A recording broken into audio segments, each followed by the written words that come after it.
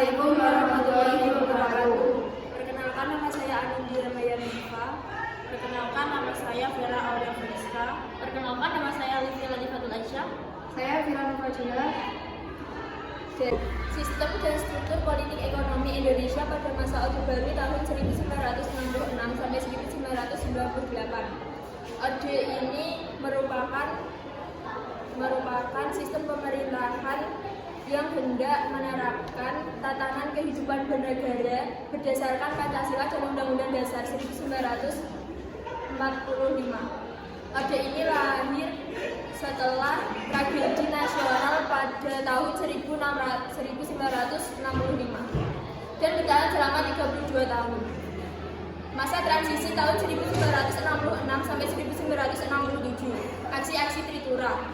Naiknya Letnan Jenderal Kolonel Soeharto ke kursi kepresidenan tidak dapat dilepaskan dari peristiwa gerakan 30 September 1965. Ini merupakan peristiwa yang menjadi tahap awal berakhirnya kekuasaan Presiden Soekarno dan hilangnya kekuasaan politik PKI dari peraturan politik Indonesia.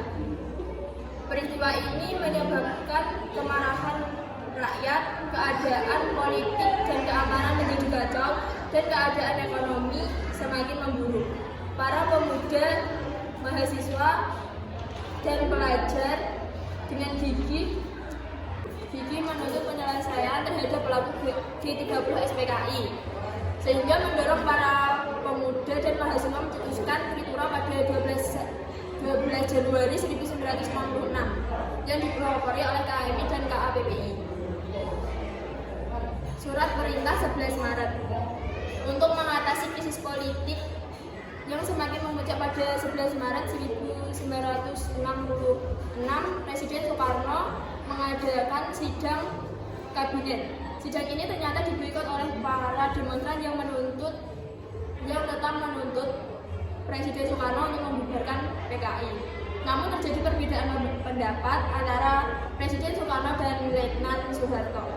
Pada suatu ketika Letnan Soeharto menyediakan diri untuk membubarkan PKI asal mendapat kebebasan bertindak oleh Presiden Soeharto. Kemudian diperintahkan membuat konsep surat perintah oleh Letnan Soeharto untuk memulihkan keadaan dan kewibawaan pemerintah yang telah disepakati bersama. Kemudian Presiden Soekarno menandatangani surat perintah yang kemudian dikenal sebagai Surat Perintah 11 Maret atau Supersmart.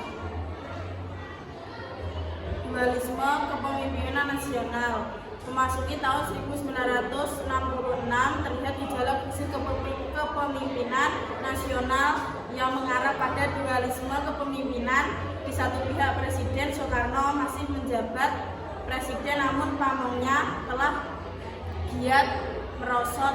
Soekarno dianggap tidak aspiratif terhadap tuntutan masyarakat yang mendesak.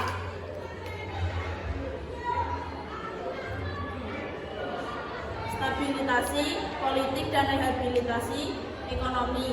Sesuai dengan ketentuan yang telah digunakan oleh MPRS, maka pemerintah Orde Baru segera berupaya menjalankan UUD 1945 dan Pancasila secara konsekuen dengan melakukan rehabilitas dan stabilitas politik dan keamanan. Tujuan dan dari rehabilitas dan stabilitas tersebut adalah agar dilakukan pembangunan ekonomi bagi kesejahteraan rakyat Indonesia. 1. Stabilitas politik dan keamanan sebagai dasar pembangunan. Orde Baru merencanakan berbagai konsep dan aktivitas pembangunan nasional yang terorientasi pada kesejahteraan masyarakat. Langkah pertama melaksanakan pembangunan nasional tersebut adalah dengan membentuk Kabinet Pembangunan pada 6 Juni 1966. 2. Stabilitas penyeragaman, depolitisasi parpol dan ormas juga dilakukan oleh pemerintah Orde Baru melalui cara penyeragaman ideologi melalui ideologi Pancasila dengan alasan Pancasila telah menjadi konsensus nasional keseragaman dan pemahaman Pancasila perlu disosialisasikan. 3. Penerapan dui fungsi ABRI. Dui fungsi ABRI memiliki 2 fungsi, yaitu fungsi sebagai pusat kekuatan militer Indonesia dan juga fungsinya di bidang politik dalam pelaksanaan pada era Soeharto. Fungsi utama ABRI sebagai kekuatan militer Indonesia memang tidak dapat dikesampingkan umum pada era ini. 4. Rehabilitasi ekonomi Orde Baru. Stabilisasi Polkam diperlukan untuk pembangunan ekonomi bagi kesejahteraan rakyat. Kondisi ekonomi yang diwarisi oleh Orde Lama adalah sangat buruk. Sektor produksi barang-barang konsumsi misalnya hanya berjalan 20% dari kepastiannya program rehabilitasi ekonomi.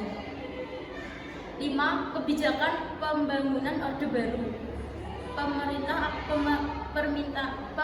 Orde Baru senantiasa berpedoman pada 3 konsep pembangunan nasional yang terkenal dengan sebutan trigori pembangunan, yaitu 1. Pemerintah pembangunan dan hasil-hasilnya yang menuju pada terciptanya keadilan sosial bagi seluruh rakyat, pertumbuhan ekonomi yang cukup tinggi, dan 3 stabilisasi nasional yang sehat dan dinamis. Integrasi Timur-Timur. Sebenarnya integrasi Timur-Timur tidak terlepas dengan politik internasional pada saat itu, yaitu Perang Dingin, di mana konstelasi geografi kawasan Asia Tenggara dengan kekalahan Amerika Serikat di Vietnam pada tahun 1975. Berdirinya pemerintahan demokratik Vietnam yang komunis dianggap sebagai ancaman yang dapat menyebabkan runtuhnya negara sekitar ke tangan komunis. Pemerintah Indonesia dengan cepat menjalankan proses pemisahan Timur ke dalam kawasan Indonesia dengan mengeluarkan UU Nomor 7 tahun 1976. Namun, penguasaan Indonesia tersebut menimbulkan banyak permasalahan yang berkelanjutan, terutama setelah berakhirnya Perang Dingin dan bentuknya Uni Soviet.